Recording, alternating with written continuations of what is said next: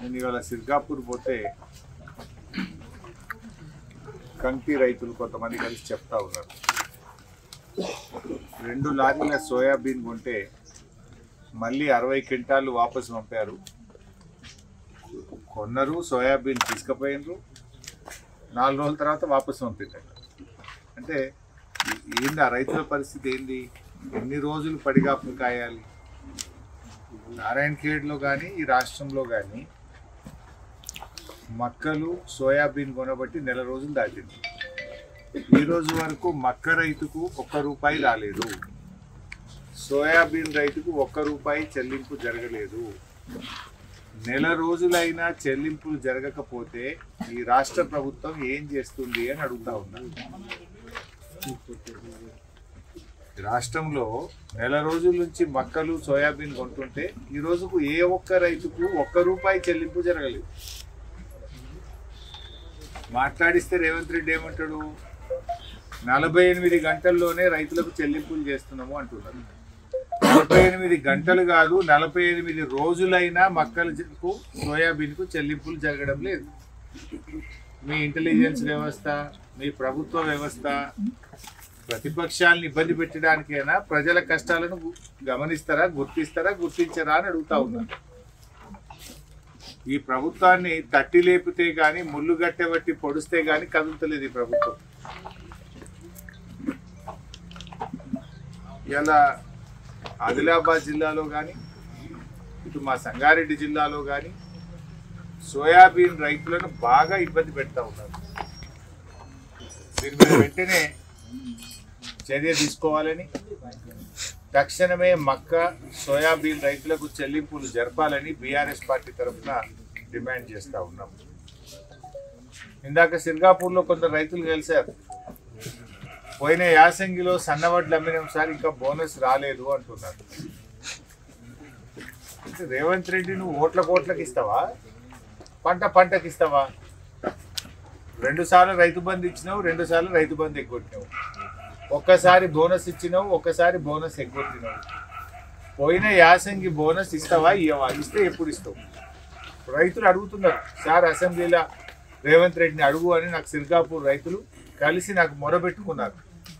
పోయిన యాసంగి బోనస్ ఇంతవరకు ఎందుకు ఇవ్వలేదు?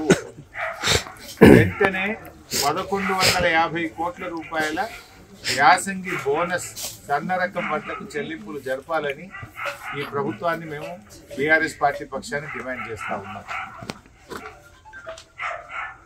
ఇవాళ మరో ముఖ్యమైన విషయం, రైతు భరోసా.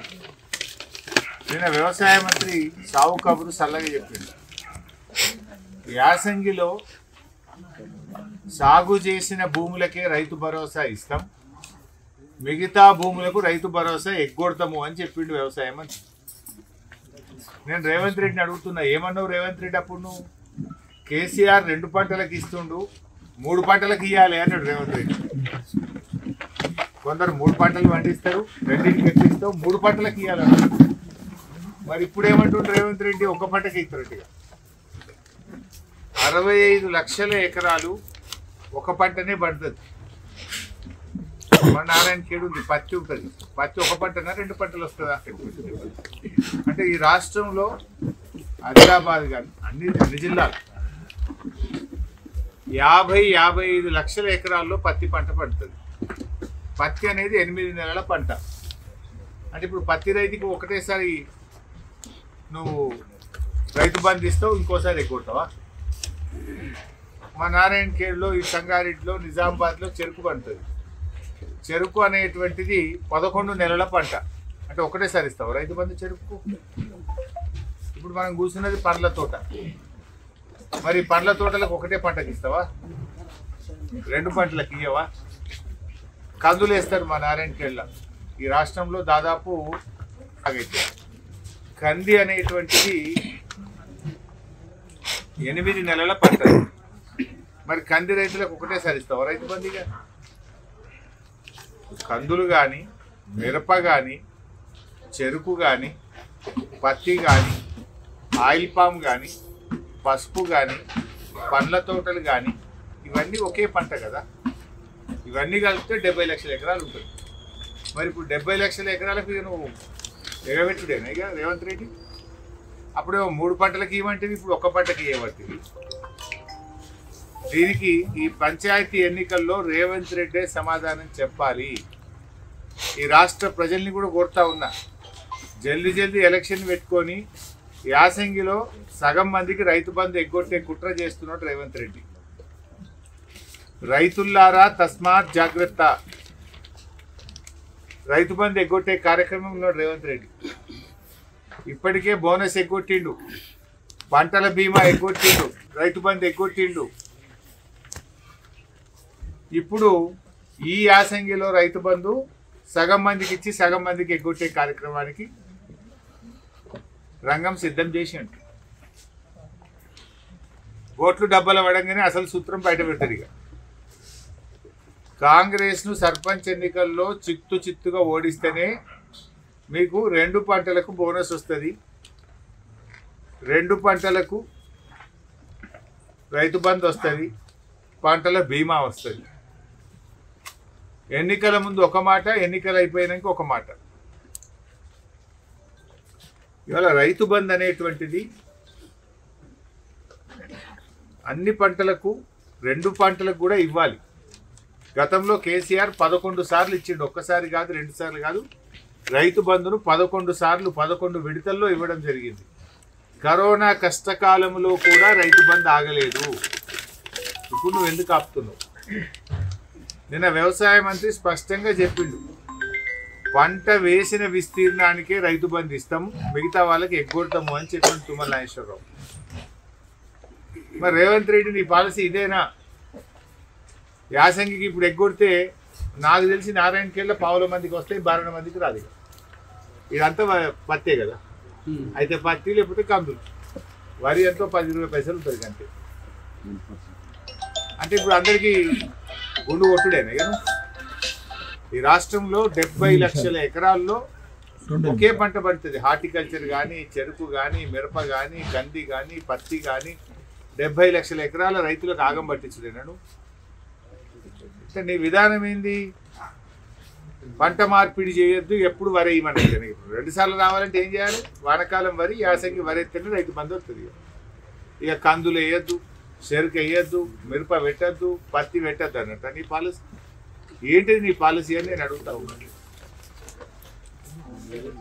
మొన్న వానకాలం 1,46,00,000 ఎకరాలకు రైతు బంధు డబ్బులు పడ్డాయి.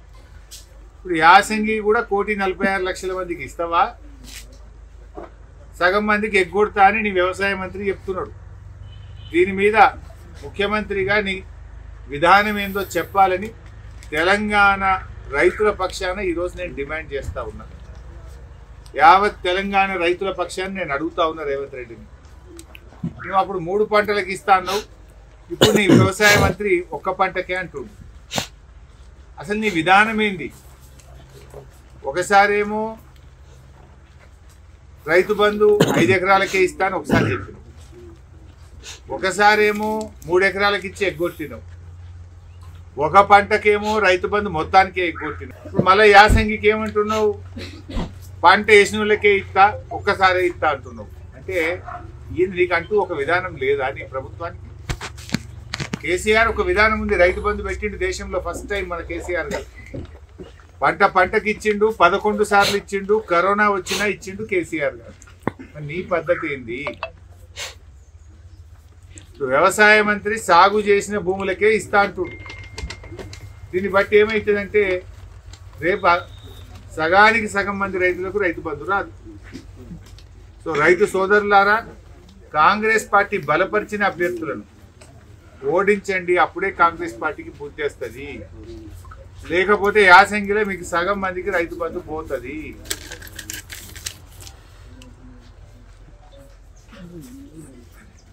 ఎందుకంటే ఈ దీర్ఘకాలిక పంటలు ఏవైతే ఉన్నాయో అవి చాలా అవసరం రాష్ట్రానికి. వాళ్ళని ఇంకా ఇన్ఫ్యాక్ట్ ఎంకరేజ్ చేయాలి.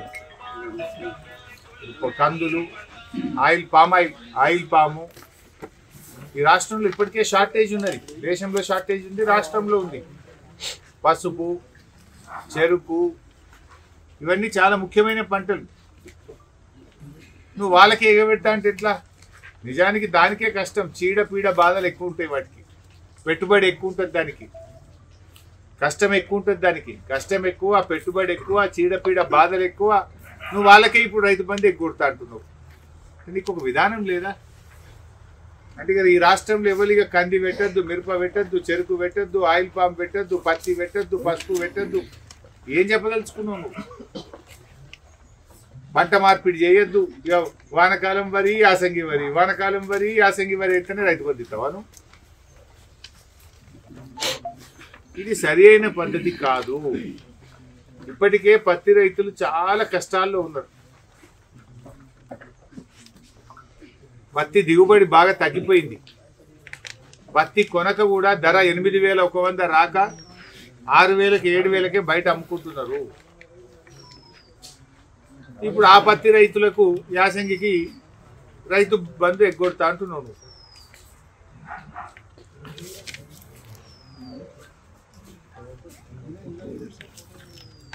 ఇవాళ నీ పాలనలో ఏం జరిగింది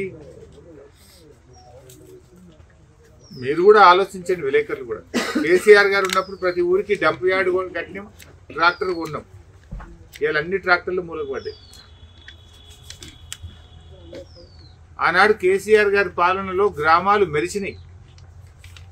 ఇవాళ రేవంత్ రెడ్డి పాలనలో గ్రామాలు మురికి కూపాలుగా మారుతున్నాయి. చేతల ప్రభుత్వం బీఆర్ఎస్, చెత్త ప్రభుత్వం కాంగ్రెస్ అయిపోయింది. అంత చెత్త, ఏ ఊళ్ళో చూసినా చెత్తనే ఉన్నది. బీఆర్ఎస్ అందరికీ భరోసా ఇచ్చింది, కాంగ్రెస్ ఏమో అవినీతికి భరోసా ఇచ్చింది.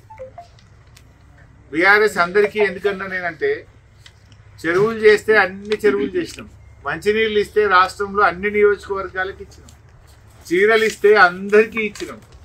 కానీ ఇప్పుడు రేవంత్ రెడ్డి చీరలు ఎవరికి ఇస్తుండు? ఓన్లీ డాక్రా మహిళలకే ఇస్తా ఉంటాడు. అంటే మరి మిగతా మహిళలు ఏం కావాలి? 55 ఏళ్ళు దాటిన వాళ్ళు డాక్రా సంఘాలు ఉండరు, ముసలోళ్ళు.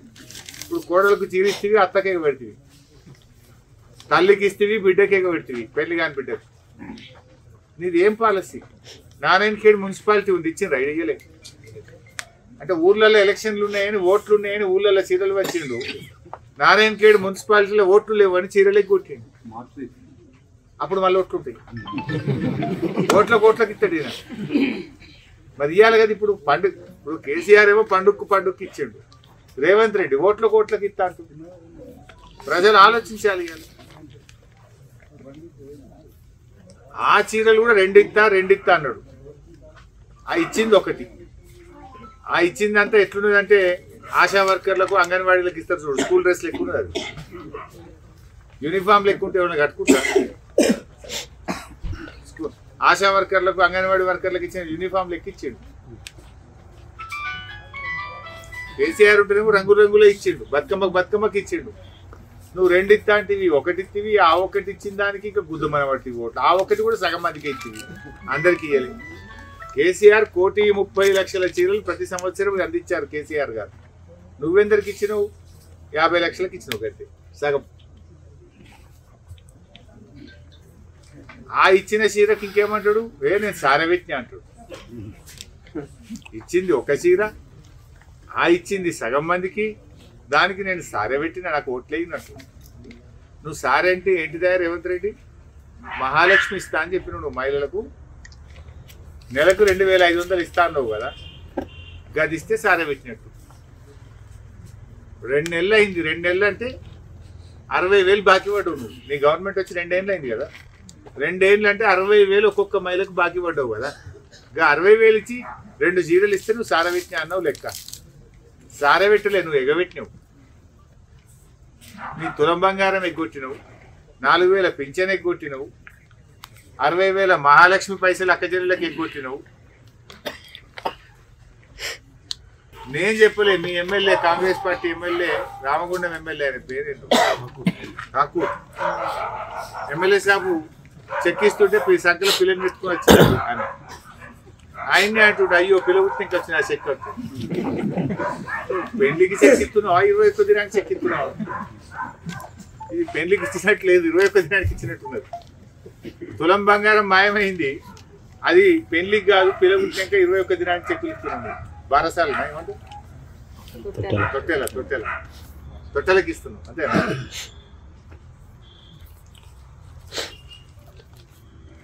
ఇక మా నారాయణ ఖేడ్ సంగతి చెప్తే ఇంకా చాలా ఉన్నదనుకో.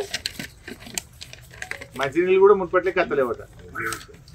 అప్పుడు 4 ఏళ్ళు మంచినీళ్ళు రోజు వస్తాయి ఎట్లా, ఇప్పుడు రావెట్లా? బీటీ రెన్యువల్స్ అప్పుడు బ్రహ్మాండంగా శాంక్షన్ చేయించిన ఒక్క బీటీ రెన్యువల్ అయితే లేదు. ఓ 100 కోట్ల రూపాయలు తండాలకు పైసలు ఇచ్చినాం, అవి అట్లనే ఆగిపోయినాయి. సిర్గాపూర్ అప్పుడు సిఆర్ఎఫ్లో పెట్టినాం రోడ్డు, అటు ఇటు వాడు మెటల్ చేసిండు. 2 ఏళ్ళలో డాంబర్ వేలే కనీసం మెటల్ చేసి అప్పుడు 2 ఏళ్ళ కింద యాడ్ ఇడిచి పెట్టిండ్రో గానే ఉన్నది సిర్గాపూర్ రోడ్. 8 చెరువులు శాంక్షన్ చేసినాం అప్పుడు. ఆ 8 చెరువులకు ల్యాండ్ ఎక్విజేషన్ కూడా చేసినాం. అవి కూడా ఈరోజు ఆ చెరువుల పనులు నారాయణ ఖేడ్లో జరుగుతున్నటువంటి పరిస్థితి లేదు. బసవేశ్వర ప్రాజెక్టు కాళేశ్వరం నీళ్ళని తెచ్చి బసవేశ్వర ప్రాజెక్టు ద్వారా నారాయణ ఖేడ్ అందోల్ నియోజకవర్గానికి నీళ్ళు ఇస్తామంటే ఇవాళ బసవేశ్వరని బంద్ పెట్టి నడుస్తుందా? బసవేశ్వర అటకెక్కించారు, అడిగేటోళ్ళే లేరు, మాయ మాటలు చెప్పారు. ఇలా బసవేశ్వర బంద్ అయిపోయింది, కేసీఆర్ కిట్ బంద్ అయిపోయింది, బతుకమ్మ చీరలు బంద్ అయిపోయినాయి, న్యూట్రిషన్ కిట్ బంద్ అయిపోయింది. ధరలు మాత్రం పెంచారు. బస్ టికెట్ డబుల్ రేట్ అయింది. బస్సు టికెట్ల ధరలు పెంచిండ్రు, మందు సీసాల ధరలు, ఏది విస్కీ బీర్ల ధరలు పెంచిండ్రు. ఇంకేంది మన విత్తనాలు, జనుము జీలుగు విత్తనాల ధరలు పెంచిండ్రు. ధరలు పెంచుడు, కమిషన్లు దంచుడు. రేవంత్ రెడ్డి గవర్నమెంట్ ఇది ఒకటే సూత్రం, ధరలు పెంచు, కమిషన్లు దంచు. స్కీములు కేసీఆర్ ఇచ్చినవి బంద్ పెట్టు. ఇంతకు మించి మీరు చేసింది ఏంటని నేను అడుగుతా ఉన్నా. బసవేశ్వర ప్రాజెక్టు పనులు వెంటనే ప్రారంభించాలని బీఆర్ఎస్ పార్టీ పక్షాన డిమాండ్ చేస్తున్నాం. సంగమేశ్వర బసవేశ్వర లేదంటే త్వరలో ఒక పాదయాత్ర కార్యక్రమాన్ని కూడా సంగమేశ్వర బసవేశ్వర ప్రాజెక్టులకు కోసం పెద్ద ఎత్తున బీఆర్ఎస్ ఉద్యమిస్తుంది. మేము ఉద్యమాలు చేపట్టక ముందే వెంటనే పనులు ప్రారంభించాలని కూడా ఈ ప్రభుత్వాన్ని డిమాండ్ చేస్తున్నాం.